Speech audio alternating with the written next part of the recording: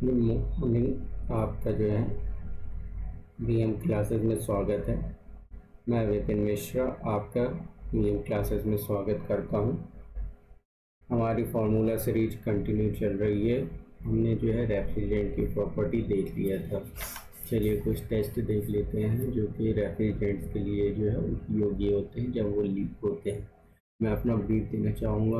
मैं basically Anuppur district से belong करता हूँ। जी हाँ, मध्य प्रदेश की लाइफलाइन कहे जाने वाली मां नर्मदा का उद्गम स्थल ओरिजिन पॉइंट अनूपपुर जिले से ही है।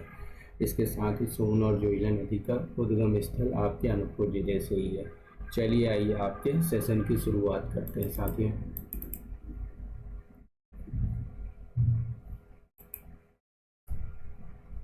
लीक डिटेक्शन है के लिए हम करते हैं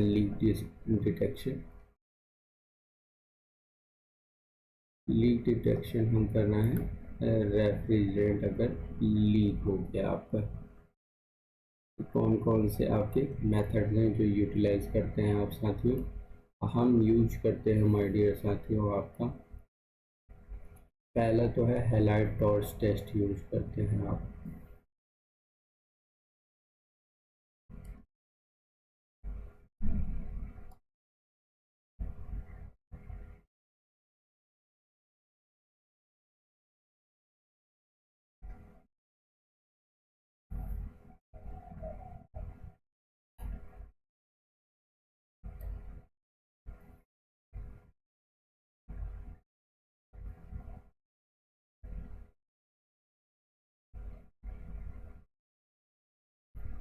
हैलाइड टॉर्च टेस्ट, ये इसमें लाइट जो है ब्लू से ब्लूइश कलर की हो जाती है। दूसरा जो आप यूटिलाइज करते हैं वो कौन सा है, सो बबल टेस्ट। ये तो बहुत ही ईजी है। कुछ फोम वोम में जो है आप निरमा घोल लो और उससे जो है ना पूरी जो है पाइप उसको जो है आप जो है टच कर दो, जहाँ पे जो है ना साइकिल की ट्यूब जैसी हवा निकलती है उस टाइप से बुलबुले बनने लगते हैं। फिर आपका जो है अमोनिया लीक होता है तो सल्फ्यूरिस्टिक मेथड आप यूज करते हो। सल्फ़र की स्टिक होती है उसे बर्न करते हो और देखते हो कि किस तरह से उसका फ्लेम जल रहा है। तो सल्फ्यूरिस्टिक मेथड जो है आप यूटिलाइज करते हो। नेक्स्ट जो है आप जो है SO2 leak test. SO2 leaks होती है तो आप जो है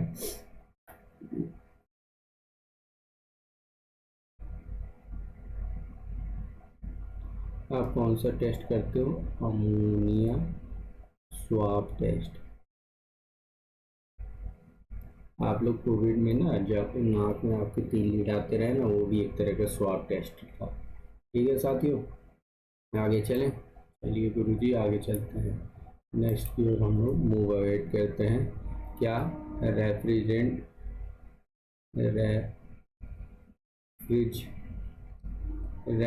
एंड देयर एप्लीकेशन बहुत ही इम्पोर्टेंट है।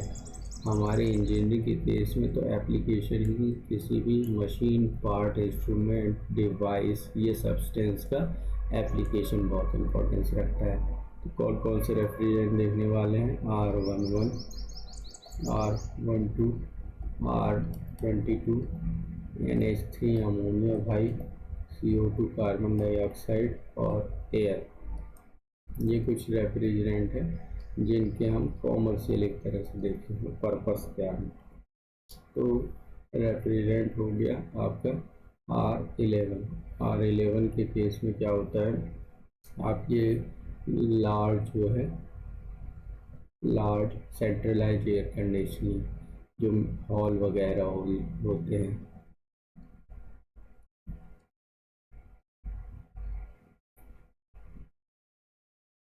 अब मान लीजिए पार्लियामेंट में ठंडा करना है तो ये सेंट्रलाइज AC लगेगा आपका।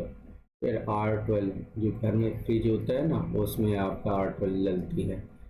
आप जो है एक बार कुछ नहीं, आपको ना ये देखना हो ना तो इसके ना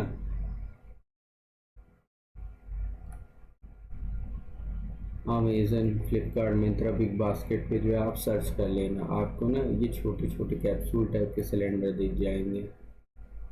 400-500 के आते हैं छोटे छोटे। नाउ R22 आपकी जो है विंडो एसी स्प्लिट एसी में डलती है, विंडो एसी में R22। नाउ NH3 अमोनिया जो आपका जो है कोल्ड स्टोरेज प्लांट में, cold storage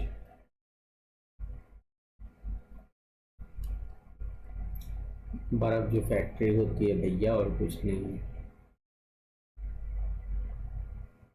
Bryan Bryan Bryan आपका कहाँ यूज होता है? ब्राइन होता है मिल्क चिलिंग प्लांट में।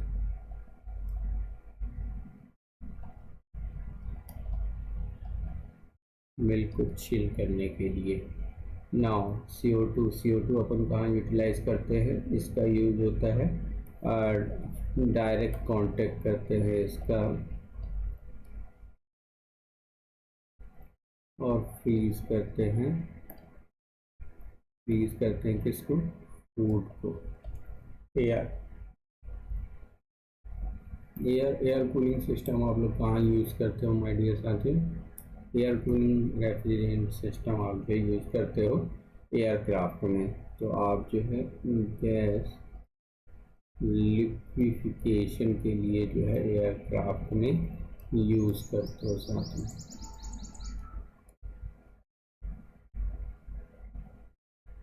एयरक्राफ्ट के रेफ्रिजरेशन सिस्टम में आप यूज़ करते हो, क्योंकि ऊपर वेट नहीं ले जा सकते ना डियर साथियों। ठीक है, ये हो गया कंप्लीट। अब आते हैं हम अपने VARS में। VARS क्या होता है? वेपर अब्जॉर्प्शन रेफ्रिजरेशन सिस्टम एनक्रोनिम है। तो इसके लिए कुछ जो है हमको बॉक्सेस की ज़रूरत पड़ेगी, बना लेते हैं। ये रहा।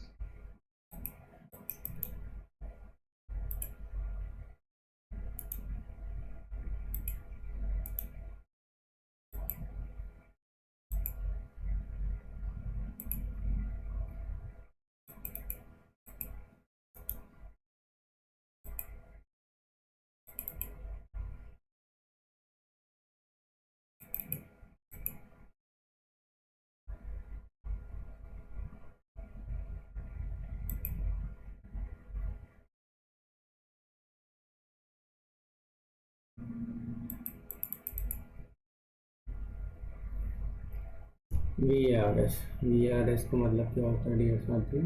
Vapour absorption refrigeration system. हम जो है ना इसमें क्या यूज़ करते हैं? लो ग्रेड एनर्जी का।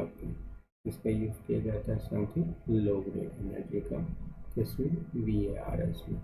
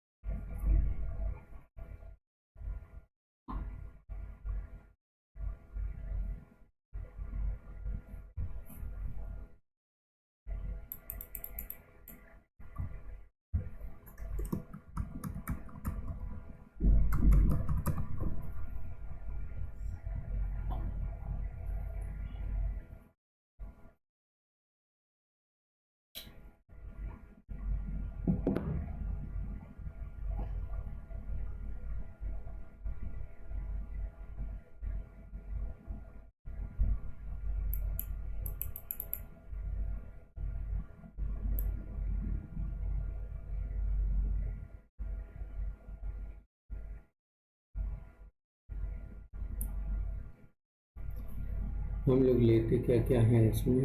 ये हो गया आपका कंडेंसर, ये हो गया आपका जनरेटर, ये हो गया नीचे वेपोरेटर, ये हो गया आपका एब्जॉर्बर। जनरेटर के ऊपर आप एनालाइजर लगाते हो, यहाँ पे कहीं रेक्टिफायर लगा दिए, यहाँ पे कहीं पे आपका पंप हो गया। ये साथियों ये आपका थ्रॉटलिंग वाल्व हो गया। ये पूरी आपकी साइकिल होगी साथियों।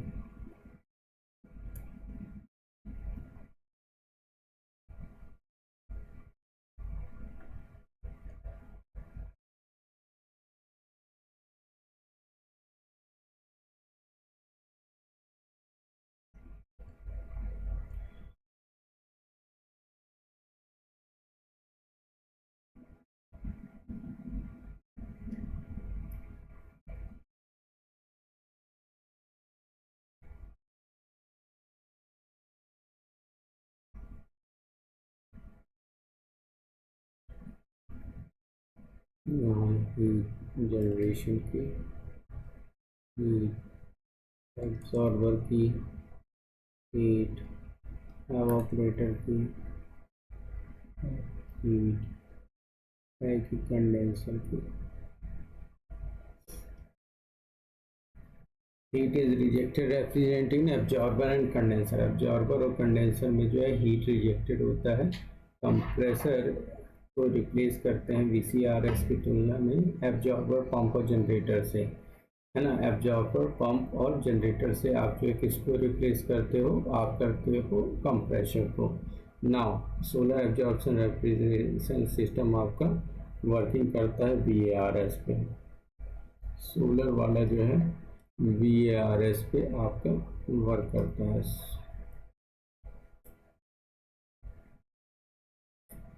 और क्या देखते हैं, COP ऑफ VARS आपका जो है, जो आप वीरू शास्त्र बुद्धि याद रखते हो 3 इडियट का VARS, तो यहाँ पे ना इसका 0.3 से 0.5 के बीच में लाई करती है। अमोनिया और आपका वाटर अगर हम रेफ्रिजरेशन सिस्टम ले लेते हैं तो साथियों अमोनिया और वाटर, तो यहाँ पे अमोनिया आपका किस लिए यूज होगा, अमोनिया यूज होगा आपके रेफ्रिजरेंट के तौर पे, और वाटर यूज होगा एब्जॉर्बर की तरह।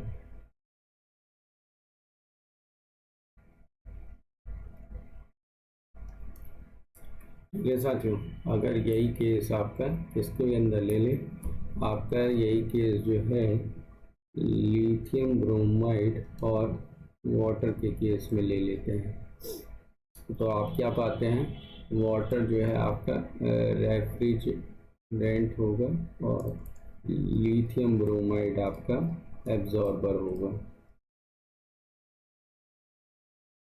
ठीक है, बिल्कुल। अगर हम COP ऑफ एक्चुअल देखें इसकी वायरस की, evaporator to the pump plus generator हो जाएगी। इलेक्ट्रोलेस रेफ्रिजरेशन सिस्टम में आपका पंप यूज नहीं होता है। अमोनिया, वाटर एंड हाइड्रोजन, 3 तरह के रेफ्रिजरेंट्स रहते हैं। अमोनिया जो है आपका क्या कहलाता है, use as a refrigerant. Water जो है एब्जॉर्बर की तरह, और हाइड्रोजन यूज करते हैं आप partial pressure of ammonia vapour के लिए। ठीक है साथी, चलिए आइए आपका जो है मूव अहेड करते हैं नेक्स्ट पार्ट में। नेक्स्ट पार्ट क्या है, RBC, reverse Brayton cycle, RBC, और इसे बेल कॉलिमन साइकिल भी आप कहते हैं। बेल कॉलिमन साइकिल एयरक्राफ्ट में पहुंचा दिए, तो इसमें भी 4 ही प्रोसेस होते हैं अगर आप गौर फरमाएं।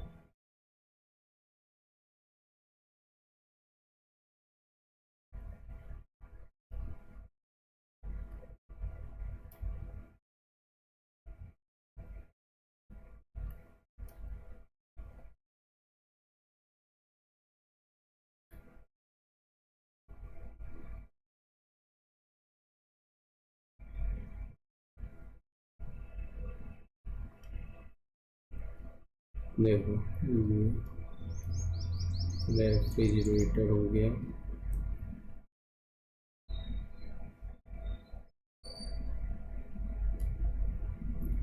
ये हो गया कंप्रेशन,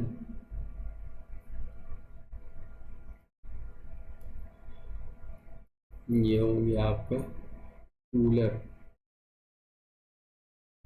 ये आइसेंट्रोपिक एक्सपांडर, यहाँ से गई हीट रिजेक्टेड, ये पूरा साइकिल क्रिएट हो गया, पूरा इकोसिस्टम। क्यों साथियों, अब इसमें जो है ना पूरी तरह से आपका क्या सर्कुलेट हो रही है, एयर सर्कुलेट हो रही है। अब इसका हम पीवी और टीएस डायग्राम बनाने की कोशिश करते हैं, जो कि देखिए यार, ग्राफ तो हमेशा आपके इम्पोर्टेंट एलिमेंट रहते हैं।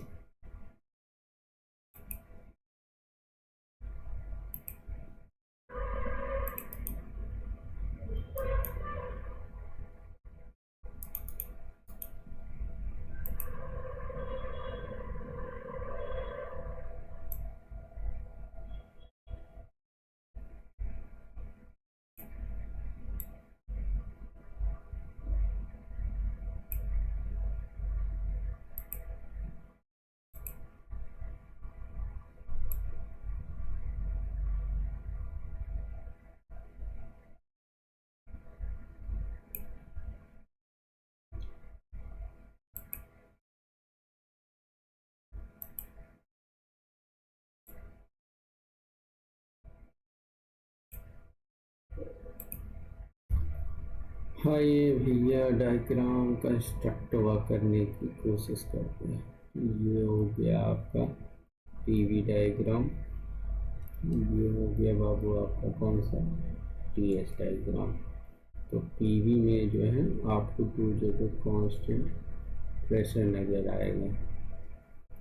प्रोसेस कैसे चलेगी वो देखना है, मच मोर इम्पोर्टेंट।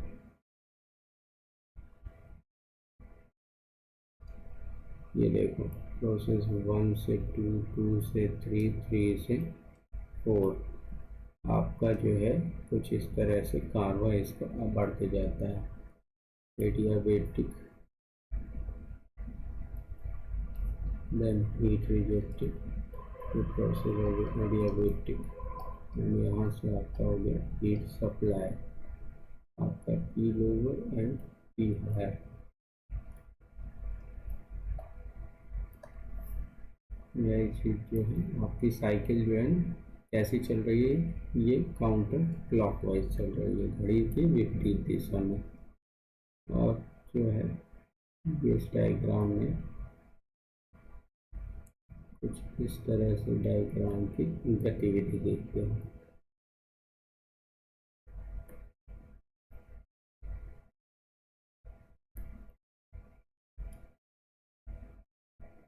प्रोसेस 1 से 2, 2 से 3, 3 से 4, 1 से 2 आइसेंट्रोपिक, 2 से 3 कांस्टेंट प्रेशर, 3 से 4 आइसेंट्रोपिक, 4 to 1 कांस्टेंट प्रेशर। तो यहाँ पे आपका जो है उभरता हुआ भारत का सितारा क्या निकलेगा साथियों, ये निकलता है आपका प्रेशर रेशियो आरपी। वो होता है साथियों आपका higher pressure to the lower pressure. Okay, now COP coefficient of performance R B C का आपका होता है 1/T1 minus 1 is equal to 1/T2 RP raise to power gamma minus 1 upon gamma minus 1। अब जो है एक्चुअल COP देखेंगे तो क्या होती है, इसकी ज़्यादा बड़ी नहीं होती है। COP ऑफ एक्चुअल आपका refrigerant effect by work done by compressor, work done by turbine, तो आपकी जो है इससे आराम से निकल आती है। MCP डेल्टा T याद है ना, तो T1 minus TH initial division over the work done in compressor N1 by N-1 polytropic process की तरह M dash R T2 dash minus T1 minus N2 upon N2 minus 1 M dot R T3 minus T1 dash. ये हो गया आपका COP of actual expression in compression और isentropic के case में। अगर आप जो है आइसेंट्रोपिक एफिशिएंसी देखें कंप्रेशर और उसकी तुलना में, किसकी, कंप्रेशन और, तो आपको जो है CIA और TAI ये याद होना चाहिए, जो कि हमने थर्मो में भी डिस्कस किया हुआ है।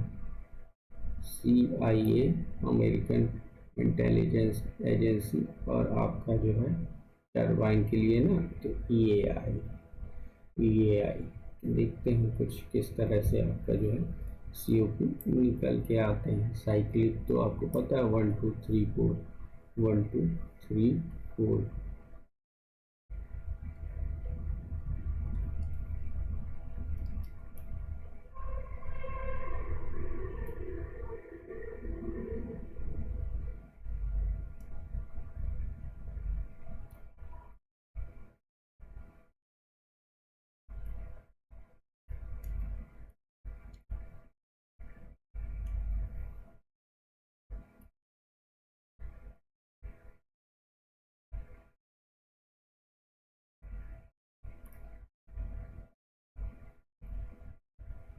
ये रहा 4 डेज और ये रहा 2 डेज साथ ही। तो अगर आइसेंट्रोपिक एफिशिएंसी किसके लिए बना रहे हो, कंप्रेसर के लिए आइसेंट्रोपिक एफिशिएंसी आप जो है टरबाइन वर्क के लिए बना रहे हो, तो आपकी उभरती हुई भारत की सितारा वाली इक्वेशन क्या क्या आ जाती है वो देखने का कोशिश करते हैं, क्या मंजर आपको प्राप्त होता है। तो ये आपका H2 minus H1, H2 minus H1 आपका जो है ये आइडियल कंडीशन में होना चाहिए, और नीचे वाला ए जो है आपका एक्चुअल कंडीशन में क्या होता है आपका H2 डैश माइनस H1। ये चीज़ें रिफ्लेक्ट होती है आपके टेम्परेचर में T2 minus T1 upon T2 dash minus T1। Now isentropic efficiency of turbine actual to the ideal T3 minus T4 dash T3 minus T4 dash and T3 minus T4 actual भाई ideal condition है H3 minus H4 dash, enthalpy के terms में H3 minus H4। Clear it, got it, समझी में आ ही गए। ऐसे हम लोग करते हैं प्री डिफाइंड मैनर में। नाउ अगर हम बात करें किसकी साथियों, हीट रिजेक्शन रेशियो की, हीट रिजेक्शन रेशियो HRR से डिनोट करते हो आप। क्या होता है, कुछ नहीं, COP जो है ना HRR जो है heat rejected by condenser to the refrigeration effect का रेशियो होता है। तो COP की टर्म्स में आप देखोगे 1 by heat rejection ratio minus 1, very important formula है। आप तो इसका डायरेक्ट यूटिलाइजेशन होते देखते हैं क्वेश्चंस पे, पीएससी में स्टेटमेंट वाले ऐसे क्वेश्चन बहुत पूछते हैं, सोचिए ऐसे क्वेश्चन आपका ना बहुत पूछते हैं। नाउ अगर हम नेक्स्ट पार्ट की ओर मूव फॉरवर्ड करें, आगे बढ़ें, तो आप जो है इक्विपमेंट के बारे में बात कर लेते हैं। कुछ जो है इक्विपमेंट के बारे में बात कर लेते हैं। तो compressor should be design for peak hour condition. देखो लोड वाला कंडीशन है, लोडिंग वाला कंडीशन है। आप देखते हो यार एसी में एक बार गर्मी में एसी चालू हो गई तो आप जो है ना रोकते थोड़ी, थमते थोड़ी हो कि एक एक घंटे का उसको पावर नैप दे दिया जाए, जा बेटा तो सो ले। चलाए हो तो चलना ही चाहिए, पूरा माहौल वातावरण जो है आप जो है इफेक्टिव हो जाना चाहिए। तो कंप्रेशन जो है, कंप्रेसर जो है आपका जो है पीक आवर कंडीशन के लिए डिज़ाइन करते हो आप।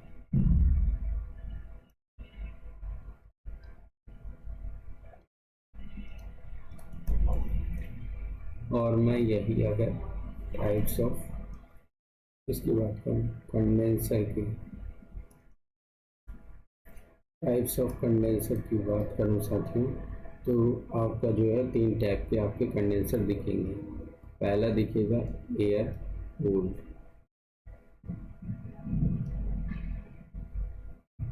तो इसका जो कैपेसिटी होता है 3 टनेज ऑफ रेफ्रिजरेशन के लगभग, तो 10.5 किलोवाट उभरता हुआ सितारा आएगा।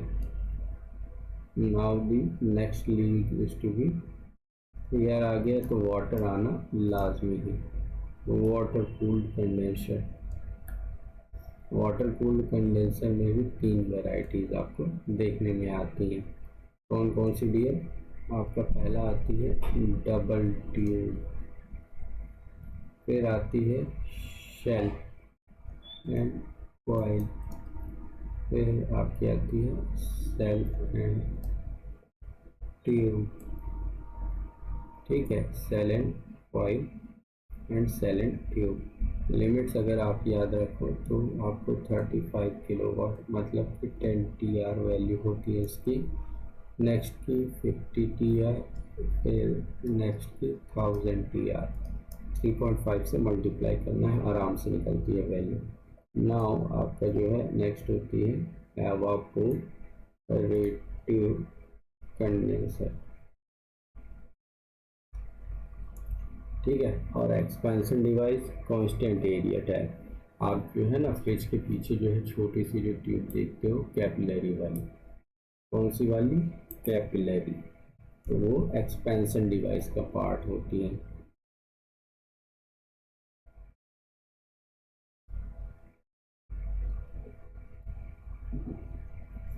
एक्सपेंशन डिवाइस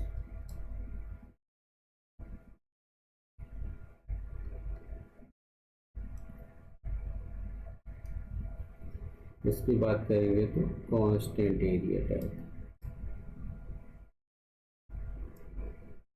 एग्जाम्पल के लिए कैपिलरी ट्यूब हो गया ना साथियों।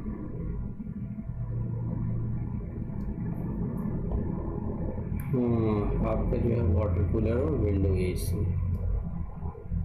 वाटर कूलर, भैया गर्मी में जो ये चिलर वाला आप पानी पीते हो थर्मस में, गर्म को गर्म और ठंडा को ठंडा में रखे, इंसुलेशन होता है ना। Friction and tube and fluid operates for a reason for pressure drop.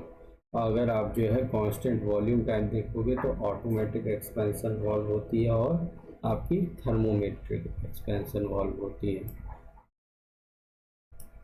दो तरह की आपकी जो है एक्सपेंशन वॉल्व होती है, कौन कौन सी? ऑटोमेटिक एक्सपांशन और आपका जो है नेक्स्ट कौन सी होती है? Thermostatic expansion. तो पहला वाला आपका यूज और यूटिलाइजेशन होता है constant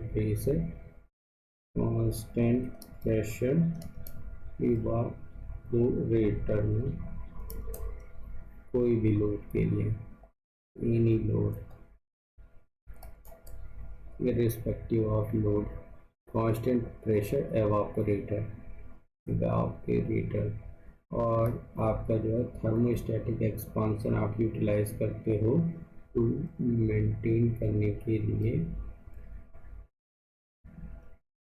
degree of super heat DOS.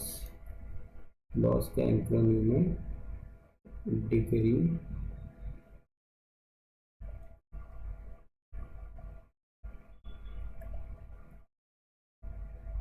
Super heat के लिए। आपका ये भी है रिस्पेक्टिव ऑफ लोड से कंपैरिजन करता है।